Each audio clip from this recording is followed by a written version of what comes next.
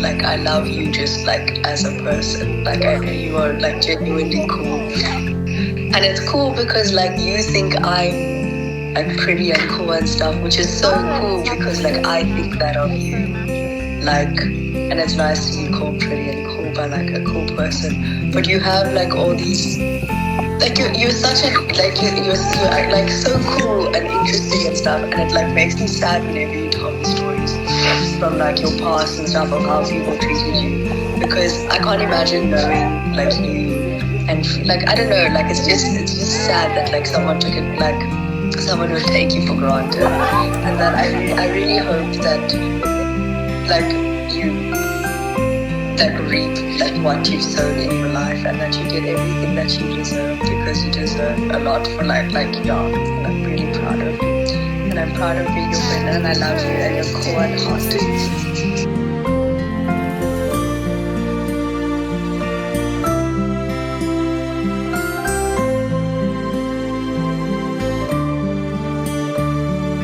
So, a little disclaimer, I did spend most of March mourning two major friendships that I thought I would have for the rest of my life.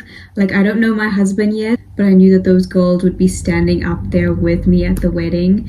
And then they just disrespected me for no reason whatsoever in unimaginable ways.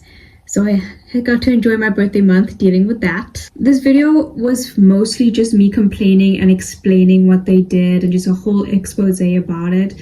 But then like I realized this video is for me and the few hundred people that watch it. And when I go back and rewatch them, I don't really want to remember what they did. The best example I could give you about this would be like, imagine you're watching Friends. You're in season 4, you're comfortable, you know the characters, you've been through it.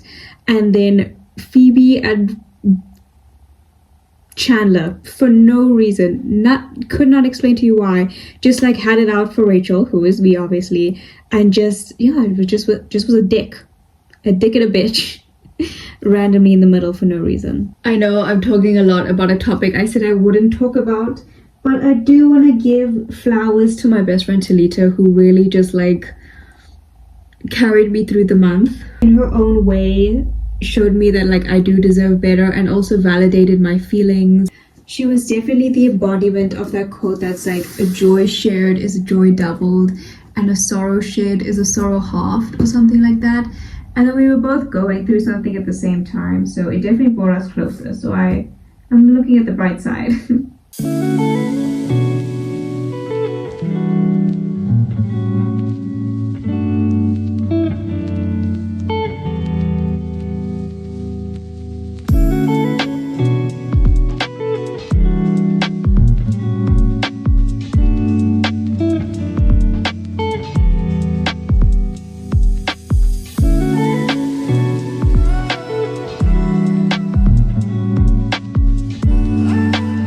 My lovely Nana passed away in October last year, and his birthday is also in March, and it just made me think about the last birthday that I gratefully did get to spend with him last year, so at least that was nice. The days leading up to his birthday, this butterfly kept like flying around me and like near me, and it just kept coming and going and coming and going, and like almost went inside, and I decided that it was him telling me that he misses me too. My brother got a new car, and I don't know if this is specific to all older siblings, but I'm like parent adjacent now. So like the same way like a parent will embarrass you, I will. And if you do some weird shit, I will call you out, because I'm not like one of those cool moms. However, that does mean he's a bit more comfortable with his friends. But lucky for me, when he got his car, I got to be the first passenger with him. It probably was just like a thing to him, but I will cherish that day so much, and I will think about the fact that I got to choose his first song in the car, Congratulations by Post Malone, and then just pretend to know anything about cars.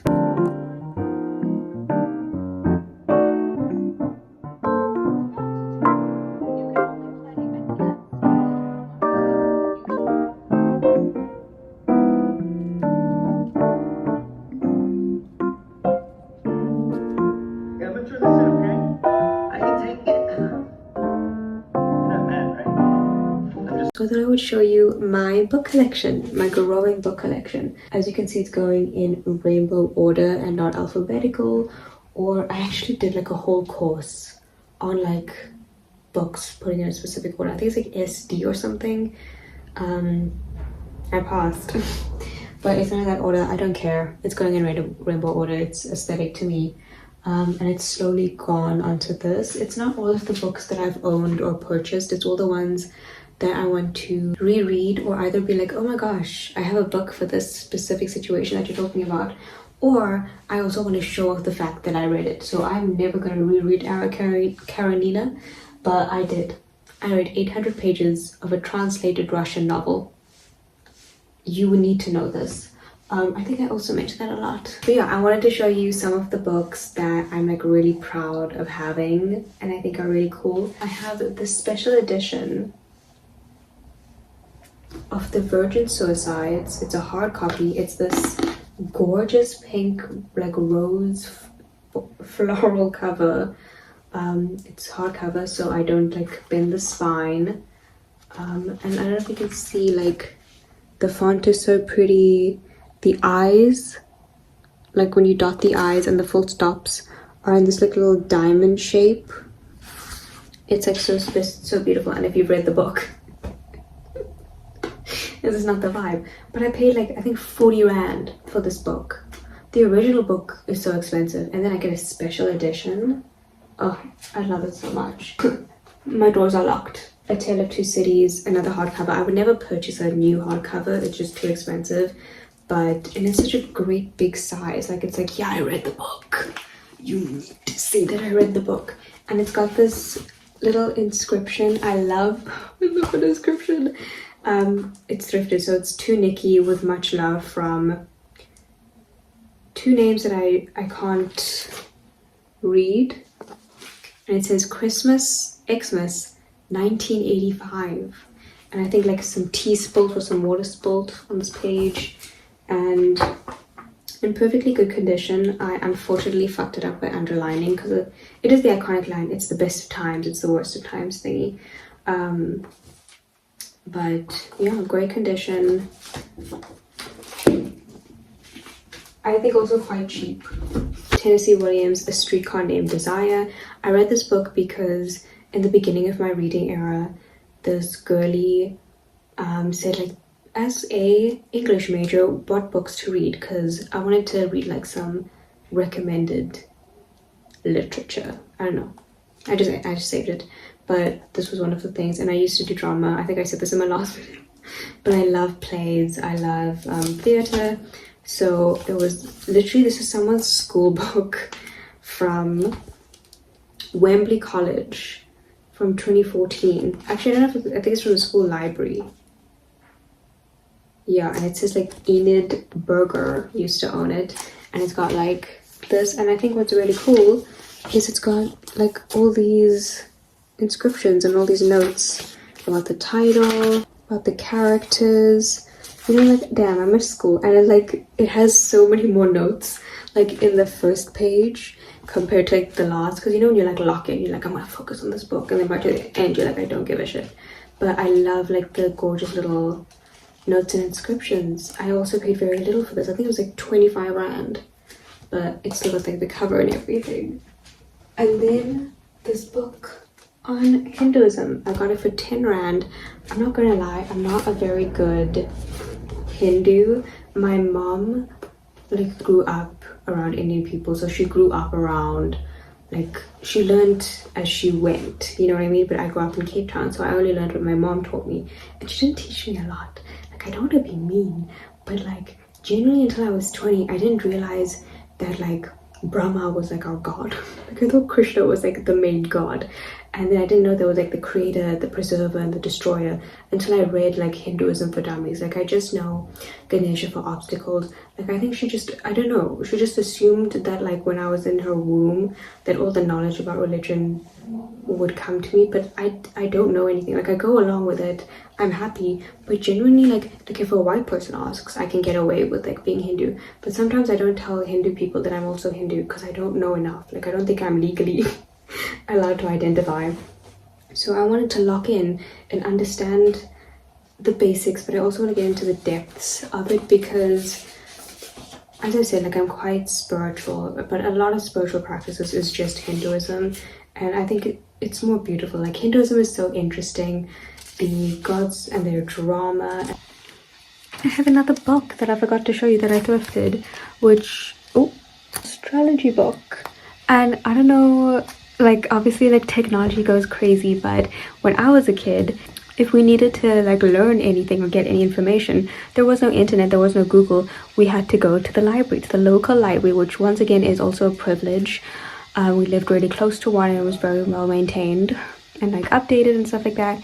But yeah, like if we ever had a project, we would go into that section, we would find books, and like we would have to either create something or write about something, and all the information we would get was from books. I went to go visit some family, and then you know, like family's neighbors, you know, Indian people. So like this 6-year-old who I'm not related to in any way was telling me how when she has a project, she just goes into like the meta in WhatsApp and she asks, tell me about like this thing, and then it just tells you. You're losing research skills of like going to the library, reading through books, using an index. I know kids these days don't know how to use an index, and like also you're like reading less because you don't know how to find information in things because it's given to you. So you don't know how to read like a bunch of pages to look for certain information, which is literally like comprehension skills. Like you're losing so many skills because of AI, and like they're not to blame.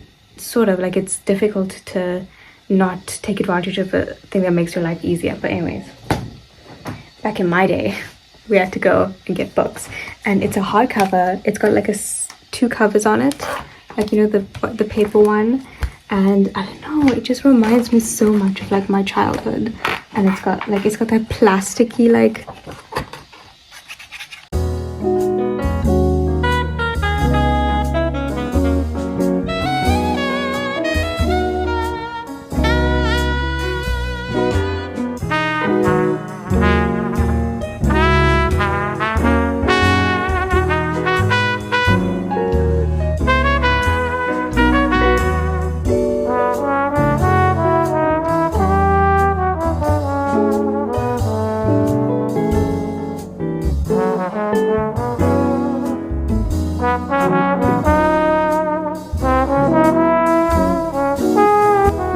crashing out about the second friend, I got a DM on Instagram from a girl who wanted to hang out. And I was like, hell yeah, my schedule just flew wide open. A lot of TikTok astrologers said that this was more like a season finale, which felt very real to me. You know, new characters, new locations, just a good fresh start after a very long month of mourning. It was a really lovely day. I started off with my first ever Pilates class, and then I had some reasonably priced breakfast and matcha with a gorgeous view and just, oops, great vibes. It was really lovely. And then I came back, got dressed, put on my cute little outfit, and went to go celebrate Kanyezi's birthday. The first time I met her, actually. I arrived early, and while I was waiting, the most gorgeous, pretty, stylish girl complimented my outfit. And I was like, oh my god, when pretty girls compliment me. And we just started like talking. And if you know me, I'm super awkward. I don't make friends socially. I'm trying to, but I'm not very good at it. And we just started giggling and sharing information. She's like, where's that dress from? I'm like, I got it from here. These shoes are from Mr. Price. And she like, I had lipstick on my teeth, and she's like, oh, let me see, you got a little something. I hate when people don't tell me. And I'm like, thank you. Oh, it was like, it made my day. It's been 2 months since then. I think about it all the time. I hope she's having like the best life ever.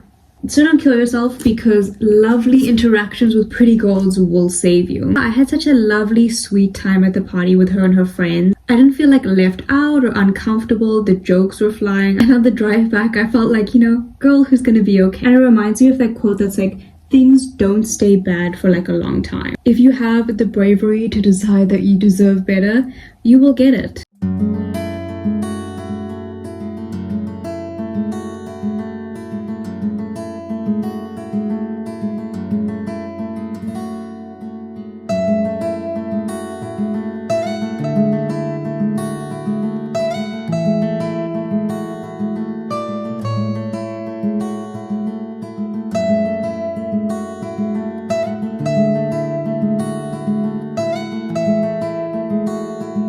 We didn't have electricity for 24 hours, and unfortunately it really is that damn phone.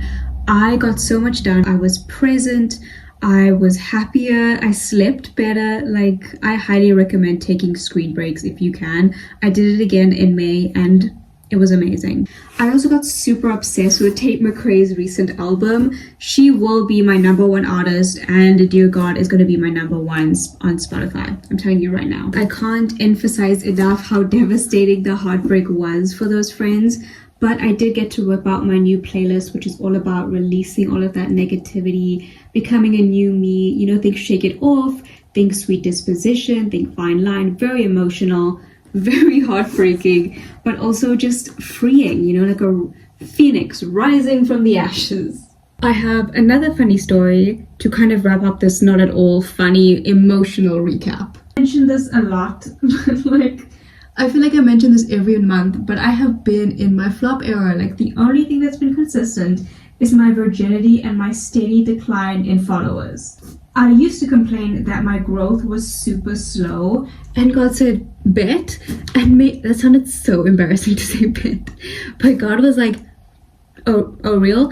Well, you're gonna watch your followers slowly decrease every single time you post. It was humbling. So I really decided to give it my all this year. I didn't have a job or a lover, and now no friends. So I really could give it my all, and I still lost followers. So on the Pisces new moon, I made a deal with the universe. I decided by the end of the March, if things don't happen for me, I'm gonna quit. For real, I'm done. I'm gonna take this lawyer thing seriously, and I'm done. So by week 3 of March, we're still losing followers. I decided to just give up already. Like, why put myself through another week of suffering when I know it's just not gonna go well? I ended up like crying one of the nights, which never happened. Like, I've never felt so defeated by followers and numbers that I cried, but I did. After I finished last month's recap, I was still feeling quite chatty, so I just recorded a bunch of dumb TikToks, just a bunch of dumb videos on my phone. And like I said, I had practically quit at this point, so I was like, I'm just gonna post it. It doesn't matter. Literally, what is the worst that could happen? This is my handmade March calendar, and as you can see, there is no March 31st on it. I forgot to add it. So on what I thought was April 1st, I posted this dumb video, and it went viral. In 3 years, my follower count went up, and I was well into April when I realized that that video was posted on the 31st of March, which fulfilled the deal I made with the universe. And I wouldn't have posted that dumb video if I hadn't failed so much before that. So I hope this is like a little reminder of when you think things are falling apart and everything's just not going your way, it's just the universe conspiring to give you exactly what you want. And when things don't work out, I like to remind myself that Lisa Kudrow, who played Phoebe, a lot of Friends references, she thought her life was over when she got fired from the job she got before Friends. And she's like, this is it, it's over. And if she didn't get fired, she wouldn't have been known as Phoebe Buffay. If she didn't get what she thought she wanted, which was for that show to continue going, which for you could be that job, that you're getting into that university, that career field, dating that guy, like you think you want it, and when it doesn't happen, you think your life is over. But it could just be the world conspiring to give you your version of Friends.